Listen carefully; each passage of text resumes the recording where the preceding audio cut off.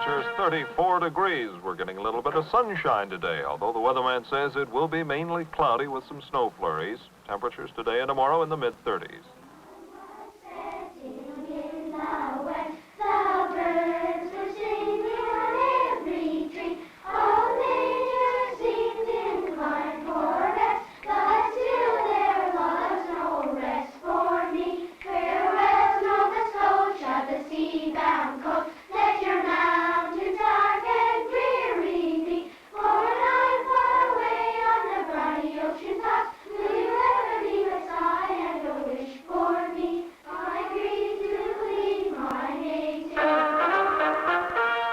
The East Pakistan catastrophe has already reached such dimensions as to make it seem unreal.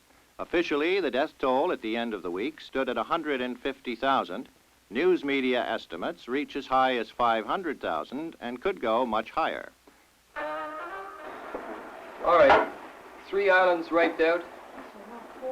4 islands? Where? In the East Pakistan, in the Bay of Bengal. And there was one island, there were 65,000 people on it, and now there's virtually no survivors. And there's so many dead that they're just counting the survivors. Why so many people?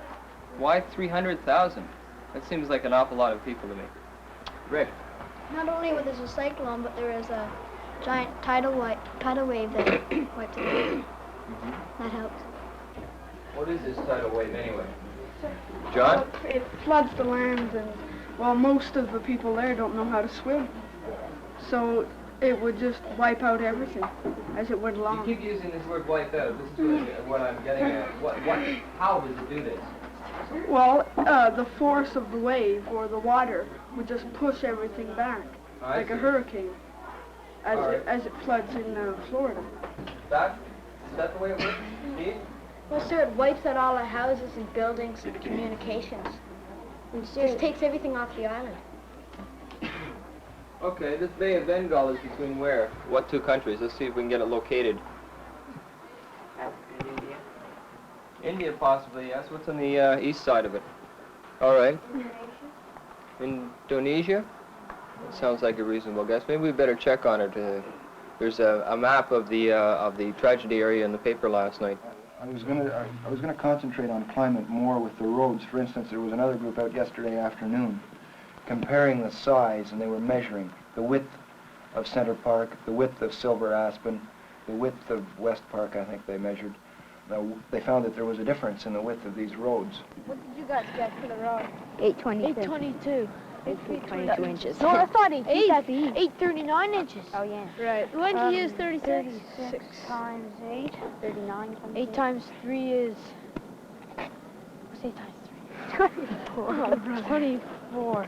When they're doing that, again, they'll make some kind of a graph of the width of roads and put a blurb down below on why some roads are wider than others. See, I just go to the planning blocks and find out what the teachers are doing, and then we go on from there. We offer them the materials that answer the questions the teachers have put to the children.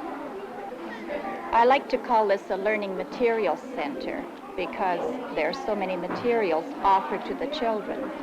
They glean their information not only from books, but from non-book materials such as film strips, film loops, films, pictures, pamphlets. They get information from many different sources. I think this is a good idea because it teaches the children to evaluate and to become more discerning. The diagram that I'm giving you now was in the paper last night. It covers population growth in the world. I think if you take a good look at it, you'll see why a tragedy in one country could wipe out 300,000 people and be very unlikely that it could happen in a country like Canada. But look at this. Try to compare mentally the way Canada is growing in relationship to... for reference, because we may not be able to jot down all the things they said. And then afterwards, like, can we have permission to, do you mind if we have, like, we've taped you, do you mind? Like, if you don't, we can always erase it.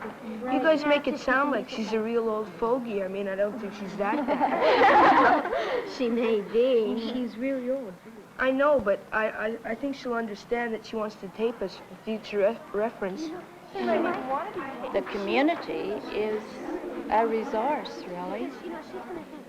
People like Mrs. Anna Elliott, who know a great deal about the history of the district, sometimes come and share their information with the children. Tributary comes in, or just a little flow of water comes in, gets a little bigger, a little bigger. Well, there must be water coming in. Or, now, it might be very noteworthy to mention that there's a house over here on the Serval Road, right across from where the Costain has their office. And when the man was digging the basement for that house, he struck a flowing well, or a spring, we could call a spring. He struck that they couldn't cap.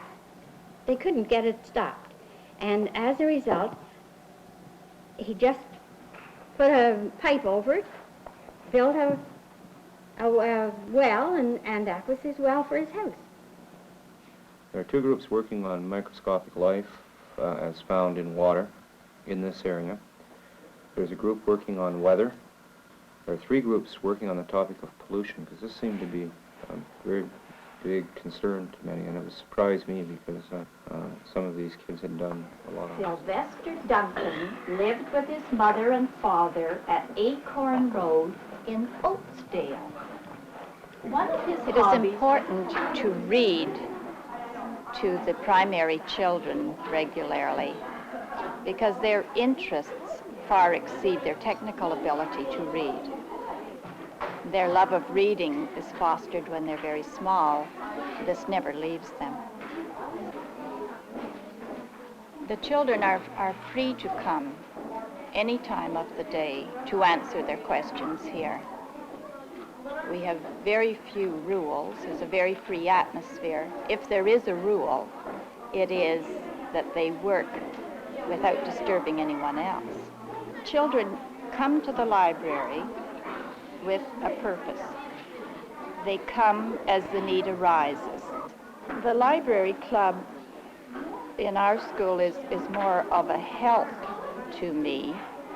They slip the books and put them on the shelves, help compile bibliographies. When a new order comes in, they unpack the books and open them properly. We also have volunteers from the community who file catalog cards, type catalog cards if they need be.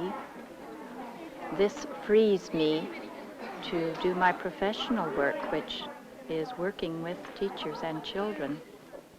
The library and various other areas. So that gave them scale drawings, it gave them the concept of topographical from looking straight down, which they couldn't really imagine before.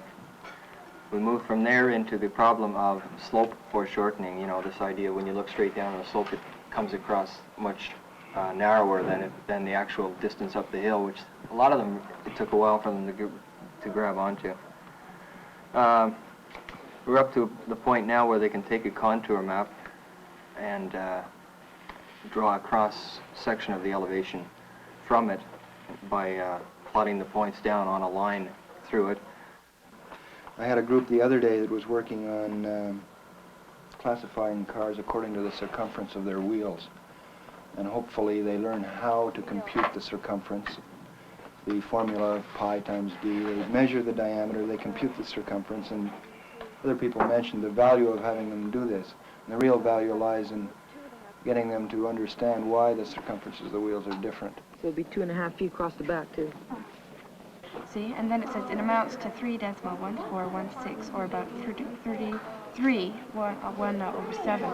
This means that if you measure the circumference of any circle, it would be 3.17 times the longest diameter of that circle. Now, in the exercise last night, you were to find the solution sets for the open number sentences on page 54 or rather page 56. Let's do number 2. A box plus 6 equals 10. Give us a solution set for that, please. 4. Pardon? 4. Is the solution set. That's correct, okay. Next one, there are 2 unknown values here. Box minus triangle equals 3. Give us a solution set for that, please. Kathy?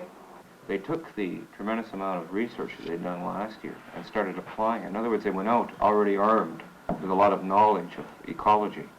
And then they started actually bringing in samples and things like that. So I was very pleased with it. They build on rather than repeat it. So they're These groups of kids did. Yeah. so they're is it reasonable to jump then to the conclusion that they have lost a lot of grade orientation instead of doing something because they're going to get graded at the end of it? They're doing it because it's something they are interested in.